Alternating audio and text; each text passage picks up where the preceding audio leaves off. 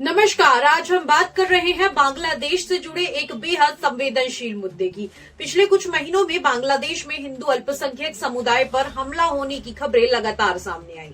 मंदिरों में तोड़फोड़, घरों में आगजनी, हिंदू परिवारों को धमकाने और कुछ मामलों में हत्या तक की जो रिपोर्ट है, घटनाएं हैं, वो सामने आई हैं। बांग्लादेश में हिंदू आबादी करीब 8% है, यानी लगभग 1,30,00,000 लोग। ऐसे में जब किसी देश में अल्पसंख्यकों की सुरक्षा पर सवाल उठते हैं तो ये सिर्फ उस देश का नहीं बल्कि अंतर्राष्ट्रीय चिंता का विषय बन जाता है। वहीं रिपोर्ट्स के मुताबिक 2024-25 के दौरान बांग्लादेश के कई जिलों में हिंदुओं पर हिंसा की घटनाएं हुई। दुर्गा पूजा के दौरान कुछ जगहों पर मंदिर पर हमले हुए, मूर्तियां तोड़ी गई, हिंदू दुकानों को निशाना बनाया गया। मानवाधिकार संगठनों के अनुसार पिछले 1 साल में 50 से ज्यादा हिंसक घटनाएं सामने आई हैं, जिनमें दर्जनों लोग घायल हुए हैं और कई परिवारों को अपने घर भी छोड़ने पड़े हैं। हालांकि बांग्लादेश सरकार का कहना है कि ये घटनाएं स्थानीय विवाद है, लेकिन लगातार हो रही घटनाएं सवाल जरूर खड़ी करती हैं। इन घटनाओं के बाद भारत में भी गुस्सा देखने को मिला। दिल्ली में बांग्लादेश हाई कमीशन के बाहर हिंदू संगठनों ने प्रदर्शन किए, नारे लगे कि बांग्लादेश में हिंदुओं की सुरक्षा सुनिश्चित की जाए। वहीं दूसरी तरफ बांग्लादेश की राजधानी ढाका में भी कुछ प्रदर्शनकारियों ने भारतीय दूतावास के बाहर विरोध भी किया और विरोध की कोशिश भी की। हालांकि वहां की पुलिस ने हालात संभाल लिए। साफ है कि ये मुद्दा अब सड़कों से लेकर कूटनीति तक पहुंच चुका है। बांग्लादेश की अंतरिम सरकार और वहां के शीर्ष नेताओं ने इन आरोपों को पूरी तरह नकारा है।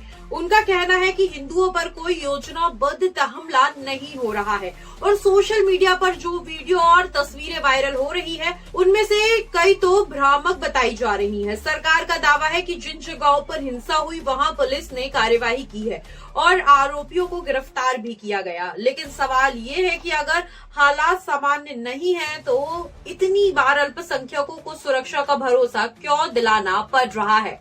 भारत सरकार ने इस पूरे मामले पर चिंता जताई है। जी हां, विदेश मंत्रालय ने साफ कहा है कि बांग्लादेश में अल्पसंख्यकों की सुरक्षा भारत के लिए अहम मुद्दा है। संसद में भी इस पर चर्चा हुई। कई सांसदों ने सरकार से पूछा कि आखिर बांग्लादेश में हिंदुओं पर हो रहे हमलों को लेकर भारत क्या ठोस कदम उठा रहा है। जी हां, सरकार की तरफ से जवाब आया कि भारत इस मुद्दे को कूटनीतिक तरीके से उठा रहा है और सीधे हस्तक्षेप के बजाय बातचीत और दबाव के रास्ते पर चल रहा है। इसी बीच एक और बड़ा सवाल उठा। भारत ने बांग्लादेश को 10 बिलियन रुपए यानी कि लगभग 1,000 करोड़ रुपए की आर्थिक सहायता क्यों दी? जी हाँ, सरकार का कहना है कि ये मदद विकास कार्यों को या फिर उसके इंफ्रास्ट्रक्चर और मानवीय सहायता के लिए है। लेकिन विपक्ष और सोशल मीडिया पर लोगों का सवाल है कि जब बांग्लादेश में हिंदुओं की सुरक्षा को लेकर सवाल उठ रहे हैं, तब इतनी बड़ी आर्थिक मदद देना कितना सही है। यही वजह है कि ये मुद्दा अब सिर्फ विदेश नीति नहीं बल्कि राजनीति बहस भी बन चुका है। जी हाँ, राजनीतिक बहस बन चुका है।